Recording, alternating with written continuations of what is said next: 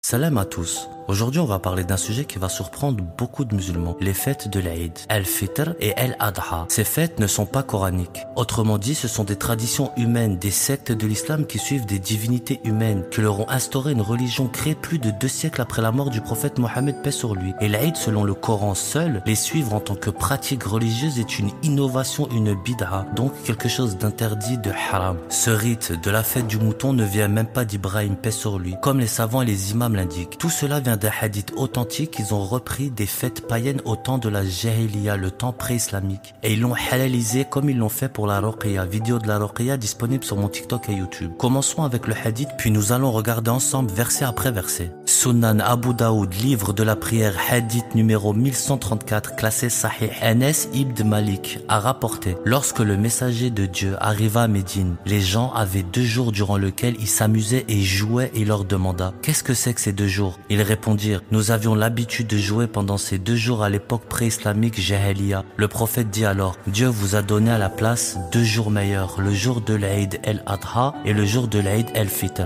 Ce hadith pose problème, déjà aucune mention de ces fêtes dans le Coran. Et si Allah avait réellement remplacé des fêtes païennes par des fêtes islamiques, il aurait clairement révélé dans son livre, comme il l'a toujours fait pour les prescriptions religieuses. Le prophète ne légifère pas selon le Coran, seul Allah fait des lois religieuses et Mohammed a fait que suivre ce que Allah lui a révélé. Le Coran, Sourate 12 verset 40, le jugement n'appartient qu'à Allah. Le prophète ne suit que la révélation. Sourate 6 verset 50, je ne fais que suivre ce qui m'a été révélé. Du coup, il était coraniste et Allah lui a révélé que le Coran. Ils ont fait du prophète l'inventeur ou le substitut des rites religieux. Revenons à Allah subhanahu. D'abord, le mot Eid n'apparaît qu'une seule fois dans tout le Coran, dans un contexte totalement différent. Sourate 5 verset 114. Ô Allah, notre Seigneur, fais descendre sur nous une table servie du ciel, qu'elle soit pour nous une fête, Eid, pour le premier d'entre nous comme pour le dernier, et un signe venant de toi. Ici, c'est Isa, Jésus qui parle, et il demande à Allah une table servie miraculeuse, comme un signe divin. Ce n'est pas une fête religieuse annuelle, ni un rite à célébrer chaque année. Le Coran ne prescrit aucune fête appelée Eid, ni pour la fin du Ramadan, ni pour un sacrifice. Le Ramadan, par exemple, est mentionné dans le Coran, Sourate 2, verset 185. Le mois de Ramadan est celui au cours duquel le Coran était descendu comme guide. Pour les gens, quiconque d'entre vous est présent ce mois-là, qu'il jeûne.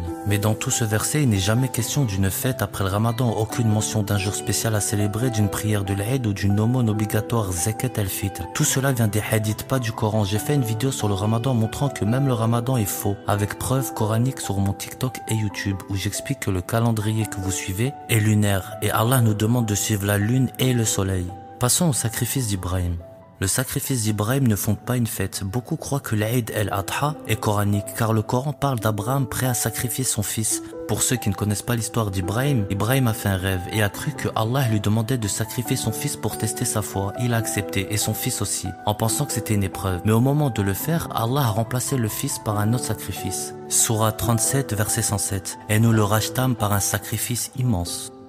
En sachant que jamais Allah lui aurait demandé de commettre un grand péché ni de faire du mal, car c'est catégoriquement interdit par Allah lui-même. Donc ce rêve ne venait pas d'Allah. Nulle part dans le Coran, Allah ne demande qu'on lui fasse des sacrifices. Il faut savoir que le sacrifice d'animaux, par exemple, pendant le pèlerinage est un rite du Hajj, sans lien avec le rêve d'Abraham. Le Coran montre que ce sacrifice sert à nourrir les gens, pas à donner quelque chose à Allah. Sourate 27, verset 37. Ni leur chair, ni leur sang n'atteindront Allah, mais ce qu'il atteint de votre part, c'est la prémunition. C'est ainsi qu'il les a assujettis afin que vous exaltiez Allah. Pour vous avoir guidé, fait l'annonce aux bienfaisants. Allah nous interdit d'inventer des rites religieux. Allah nous met en garde contre le fait d'ajouter des choses dans la religion qu'il n'a jamais autorisées. Sourate 42, verset 21. Ou bien, ont-ils des associés qui en matière de religion leur auraient établi des lois que Allah n'a pas autorisées? Sans la parole décisive, ils auraient été décidés entre eux. Les injustes auront un châtiment douloureux. Du coup, si ce n'est pas dans le livre d'Allah, c'est une invention. Et Allah rejette toute invention. Sourate 6, verset 112. C'est ainsi que nous assignons à chaque prophète un ennemi, des diables humains et djinns, s'inspirant de paroles enjolivées et trompeuses. Si ton Seigneur avait voulu, il ne l'aurait pas fait. Laisse-les eux et ce qu'ils inventent. Pour finir, ces fêtes ne viennent pas d'Allah, mais elles ont été adaptées aux traditions païennes de la Jahiliya des habitants de Médine avant la révélation. Ce sont donc des pratiques créées par les hommes et non prescrites par le Tout-Puissant. Sur ce, oubliez pas une chose, Allah est parfait, l'homme est imparfait, le Coran nous vient d'Allah, les hadiths nous viennent des hommes. La conclusion est vite faite, qu'Allah nous guide tous dans la vérité et nous facilite la compréhension de son kitab. Assalamu alaikum.